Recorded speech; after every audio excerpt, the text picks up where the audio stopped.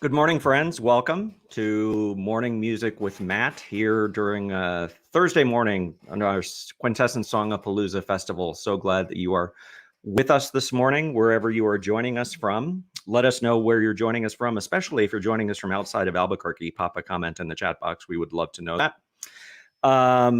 We had a fantastic beer choir event last night. I was so pleased at the turnout that we had and the fun in the room. It was a little bit, given the circumstances and kind of the way the trends are going, I was a little bit curious to see how many people were going to turn out to sing in a room together, but I suspect the fact that there was beer involved probably helped that cause. And so we had a great time at Lizard Tail Brewing and a lot of interest in bringing beer choir back, which we have every intention of doing on a regular basis in different venues around Albuquerque. So thanks all of you who turned out for that. And yesterday was just a fantastic day all around. We had the premiere of the Lontano video that was a project of Quintessence, among others. And that's available to view on YouTube if you didn't get a chance to see it yesterday. Then we had a fantastic session from Maria Ellis about 1 p.m. that I'm still kind of processing. And again, if you haven't had a chance to view that, all of those will be available online for the next month or so. So go back and check them out.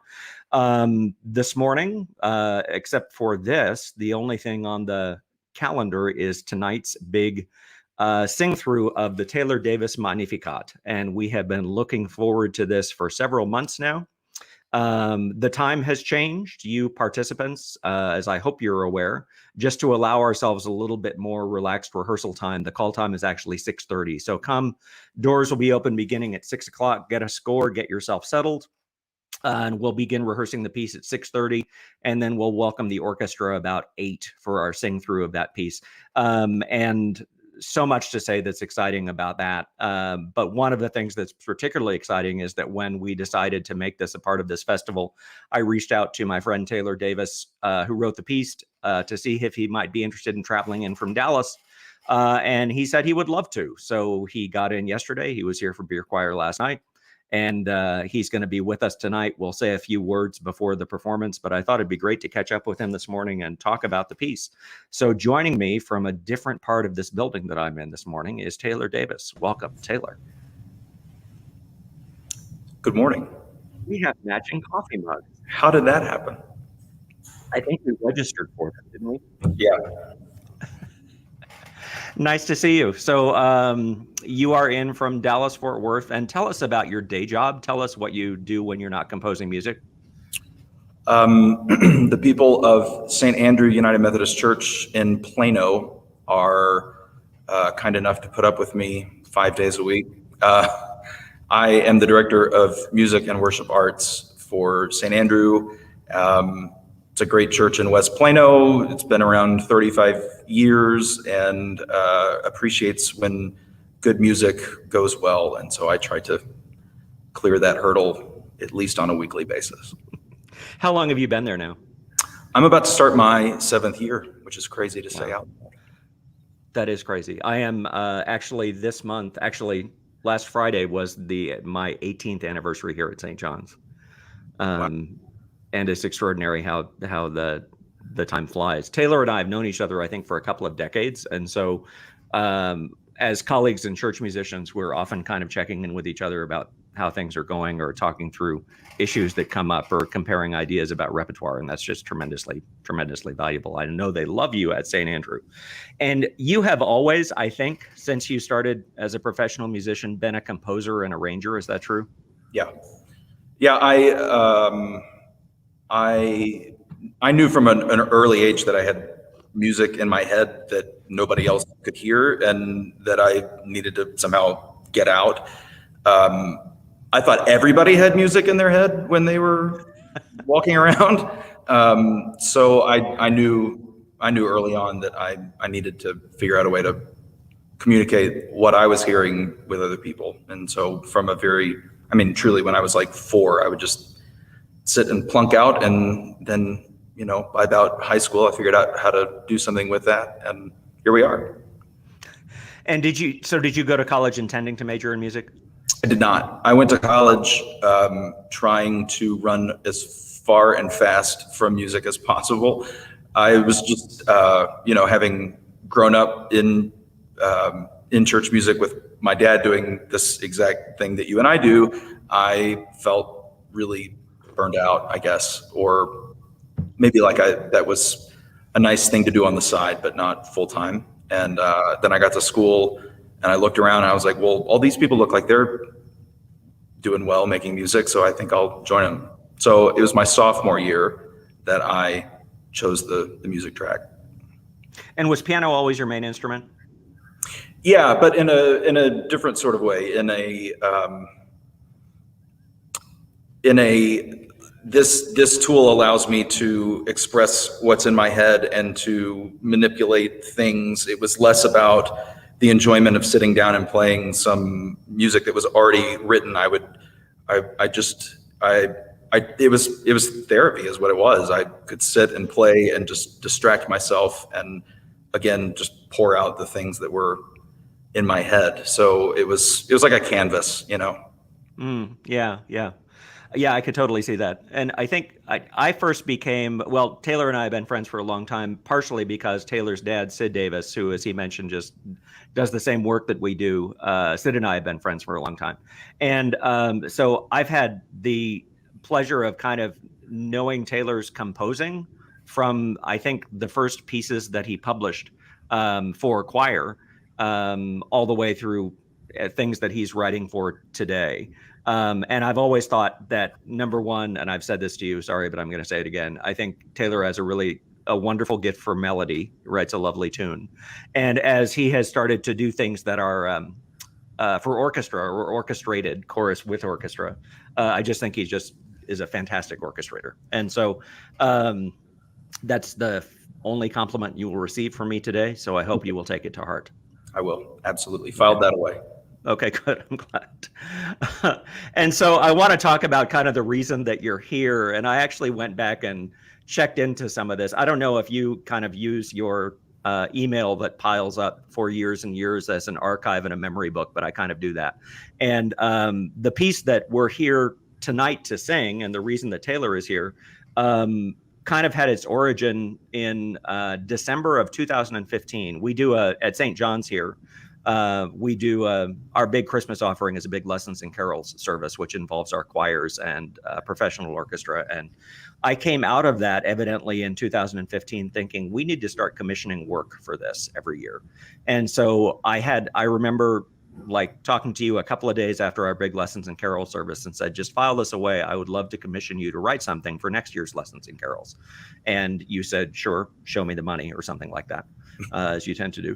But then coincidentally, like 2 days later, as I remembered through looking at my email, one of our most wonderful, longstanding choir members here at St. John's, Carolyn Good, sent me an email and said, I had a wonderful experience at Lessons and Carols, and I have been just thinking about commissioning a piece for next year and making that happen.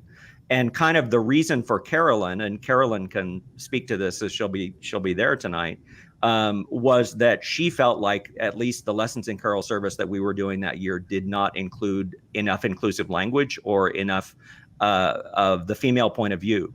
And I said, that's absolutely fair. What Carolyn said is, I wondered if we could commission someone to write a Magnificat.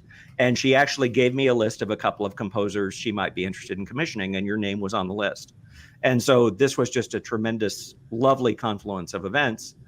And then so I went back to you, and I remember you saying, I would love to write a Magnificat. But if I'm going to do it, this will be probably my one chance to write a Magnificat as a composer. So I don't want it to be a short anthem. I want it to be a multi-movement work to let it, do what it needs to do. And so that was the genesis of the project. And I was so happy that you were able to take that on, and that Carolyn stepped up at just the right time and made it happen. And had that been bopping around in your head, the idea of setting this text? Do you remember? Yeah, it was on my radar. I mean, the setting any of the sort of more standard in the canon texts was something I had been thinking about.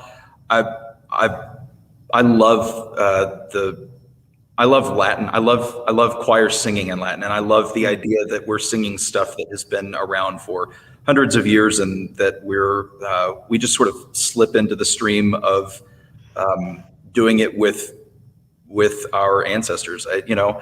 But Yeah. also, I think until you asked, I was probably just going to kick the can down the road, because in some ways, I sort of put those texts, the Mass, the Requiem, a Te Deum, a Magnificat, all on a pedestal, and think, in what way do I have anything to offer that hasn't already been done? And then that just sort of paralyzes me, and I think, well, at some point I'll be mature enough that I can do something with that. And I think the Magnificat text was one of those things. And when you asked, the ask by itself was enough to sort of launch ideas. But then to know that Carolyn needed for that to have a specific female voice, it was the exact limitation that I needed to really kick it into high gear. That's great. So I think the commission was made official like in February, and for December. And so in December of 2016, on our Lessons in Carol service, we premiered Taylor's Magnificat in 4 movements with orchestra. And when I received the score, I just fell in love with it at first sight. I just thought I thought the text was treated so beautifully, so many poignant moments, and so many beautiful melodies, as I said, and I was just thrilled to be able to do that. Joanna Ash asks, has Taylor taken Latin? Did you ever take Latin in school? No, it wasn't offered until my senior year of college, and I had other sacred music major friends that took it, and I think really benefited from it. Instead, I took German literature and translation, which was not helpful at all to this project. Certainly not for writing this piece. It wasn't helpful. Right. Yeah. So the piece was premiered, and I think was put in, I chime in here because I'm putting words in your mouth probably, but was put in the pipeline to be published. And one thing that has occurred, a couple of fantastic things have occurred in the meantime with the piece, but one of them is what had been a 4-movement piece with the entirety of the Magnificat text spread over those 4 movements became a 5-movement piece. Tell us how that happened.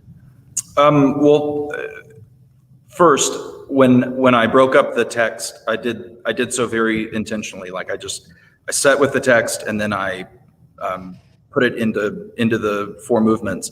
But the imperative with Carolyn was that this be very feminine, and I felt like that was a missing component. And so when I got more serious about publishing it, I reached out to Terry York, who wrote, and I just said, I need this text to be modern. I need it to have that feminine scope to it. And I also need it to feel like it has always belonged at the same time, if you can mandate that. And he loved the idea, and said, this is a real challenge. I'm not sure that I should be doing this, but I'll give it a shot. And then within 24 hours, he had sent the text literally as it is in the published piece. And then the onus was on me to do something, as equally as lovely and demure and I don't know, just sort of out of left field, and at the same time like it always belonged. And I was just immediately impacted by his text. I thought it was incredibly rich. Yeah, and I'm so eager for the folks who sang the piece at first to get to sing that newer movement tonight called "Shall I Rejoice?" And you set that so beautifully for soprano solo and then for chorus. And I think it's an absolutely fantastic addition to what already was. So I think that's great. And then one of the other things that occurred in the meantime was that our friends across the pond of the Voces 8 tribe, who have been, champions of your music in recent years, learned about the piece and fell in love with it and decided to program it at their summer festival in Milton Abbey. And you got to go over for that. When did that occur? So that was in 2019. And about the same time, Morningstar wanted to move forward with the piece. I was trying to figure out. Publishing it? What's that? Publishing it? Publishing it, yeah. I was trying to figure out how we were going to record it, and because that's such an important part of releasing anything. And then Barney reached out from Voces 8 and said, "I want to do this," which was crazy because he hadn't even heard it. And so I sent him the scores, and he kind of went nuts as he dug into it, and it was like it was meant to be. It was amazing. So they performed it that summer in Milton Abbey, and then they recorded it with a professional orchestra in London. And I gathered that experience did not suck. It did not. It was like I was inhabiting somebody else's body. I mean, it was surreal. What I discovered very quickly was that I was nervously chewing gum as fast as I was just shoveling gum in my mouth because I was so weirded out by it. I couldn't figure out what was real and what wasn't. Yeah, I can only imagine. We have a video that we are going to play of the first movement of the Magnificat that was performed in Milton Abbey that summer. And so this is the live performance from that project that we just talked about. This is the first movement performed by, help me out, it is Voces 8, Apollo 5, scholars, and professional orchestra in that Abbey church. You got it. Yep. Okay, well, let's hear it.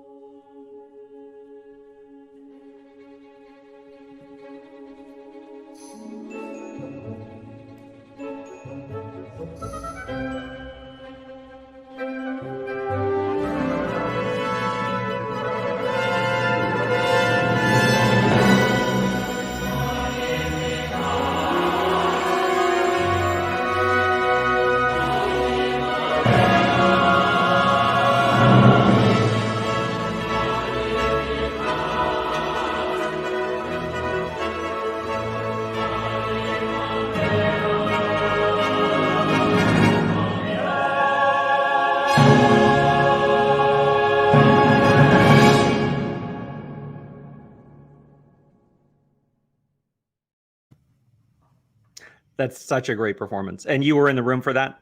Yeah, like passed out 5 rows back. You can see the bottom of my suit on the right hand side. I was sitting next to Paul and Barney's parents, and they're just like the loveliest people. But Brits are not necessarily known for their effusive praise of stuff. And his mom put her hand on my leg and said, nice. It was awesome. That's pretty good. That's pretty good. Well, Susan Perry has an interesting question. After you've heard your works performed, have you ever wanted to rewrite parts? Oh gosh, yeah, of course. All the time? Yeah, and in some ways, you also have to be careful that you don't chisel away at something and reduce it to something that you didn't intend. I listen to that, and there are things that I would totally do differently. But I think I just think that's how it goes. Yeah, at some point it just has to be done, doesn't it? Yeah, and my ability to process any of that stuff is through the lens of somebody who's never really happy,